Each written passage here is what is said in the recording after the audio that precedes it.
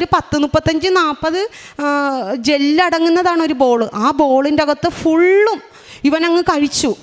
എനിക്ക് ഇങ്ങനെ നിൽക്കുമ്പോൾ ചാടി പോരുവാണ് അതിൻ്റെ അകത്തുനിന്നേ. അങ്ങനെ ഇവ ഫുള്ളത് കഴിച്ചു. അപ്പം എനിക്ക് എന്ത് ചെയ്യണമെന്നല്ലോ, 9 മണിയായി, ഹസ്ബൻഡ് കൂട്ടത്തിലില്ല. ദൈവമേ ഞാൻ എന്ത് ചെയ്യും? തൊട്ടടുത്തുള്ള ഒരു കടക്കാരനോട് പറഞ്ഞപ്പോൾ ആ ചേട്ടനോട് ഞാൻ പറഞ്ഞു, ചേട്ടാ വേറെ ആരോടും പറയണ്ട, പറഞ്ഞു കഴിഞ്ഞാൽ എല്ലാവരും കൂടെ കടയുടെ വാതിക്കെ കൂടും, എത്രയും പെട്ടെന്ന് കൊച്ചിനൊന്ന് ഹോസ്പിറ്റലിൽ എത്തിക്കണമെന്ന് പറഞ്ഞു.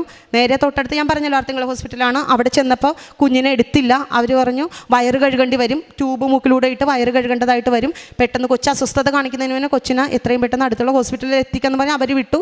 നേരെ നമ്മുടെ ചേർത്തലയിൽ തന്നെ 3-4 ഹോസ്പിറ്റലുണ്ട്, എക്സ്റേ കേവിയും അതിൽ എല്ലായിടത്തും കൊച്ചിനെ കൊണ്ടുപോയി.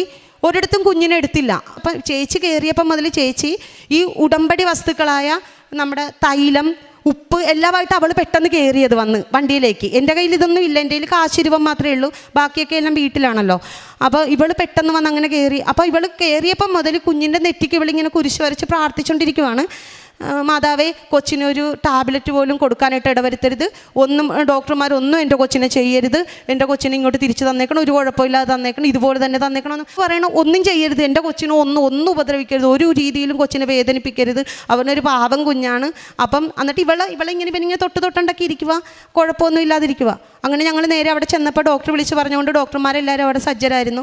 അങ്ങനെ ഞങ്ങൾ പെട്ടെന്ന് തന്നെ ഒബ്സർവേഷനിലേക്ക് ഇരുത്തി. അപ്പോഴും അപ്പോൾ എക്സ്റേ എടുത്തു, സ്കാൻ ചെയ്തു, പെട്ടെന്ന് തന്നെ കാര്യങ്ങളൊക്കെ ചെയ്തു.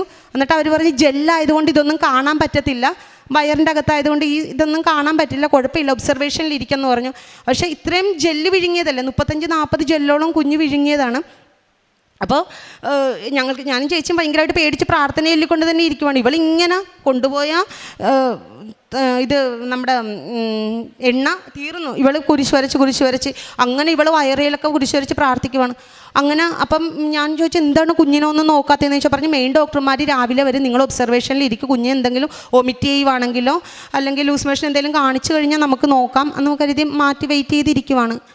പക്ഷേ കൊച്ചങ്ങനെ കാണിക്കാത്ത കൊണ്ടാണെന്ന് തോന്നുന്നു ഇവർ ഞങ്ങൾ മൈൻഡ് ചെയ്യുന്നില്ല. ഞാനിപ്പോൾ പറയുകയും ചെയ്തു, സർക്കാർ ഹോസ്പിറ്റലായതുകൊണ്ടാണോ ചേച്ചി ഇതുപോലെയൊക്കെ കാണിക്കണമെന്ന് പറഞ്ഞ് ഞങ്ങളങ്ങനെ ഇരിക്കുക. പക്ഷേ ഞങ്ങൾ അങ്ങനെ കിടന്ന് കുഞ്ഞുറങ്ങി. നേരം വെളുത്തപ്പോൾ മെയിൻ ഡോക്ടർമാർ വന്നിട്ട് എന്നെ കണ്ടിട്ട് അവർ ചിരിക്കുവാണ്.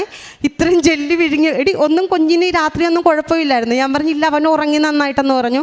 അന്നേ നിങ്ങളെ ഡിസ്ചാർജ് ചെയ്തിരിക്കുന്നതെന്ന്. അപ്പം എനിക്കങ്ങ് ഭയങ്കര അത്ഭുതമേ, ഡോക്ടർ പരിശോധിച്ചില്ല. അപ്പം ഞാൻ ചോദിച്ചു, ഡോക്ടറെ കുഞ്ഞ് ഇത്രയും ജെല്ലി വിഴുങ്ങിയതല്ലേ? അപ്പം പറയുവാണേ അത് അവൻ അപ്പിടുമ്പോഴേക്കൊക്കെ പൊക്കോളും, മലം പോകുമ്പോൾ അതിൻ്റെ കൂട്ടത്തിലൊക്കെ പോകും. അപ്പം ഞാൻ പറഞ്ഞു, ഡോക്ടറെ വയറ്റിൽ നിന്ന് പോകാനായിട്ടെങ്കിലും ഒരു ടാബ്ലറ്റ് അവനൊന്നും വേണ്ട, അത് തനിയെ പൊക്കോളൂ എന്ന്.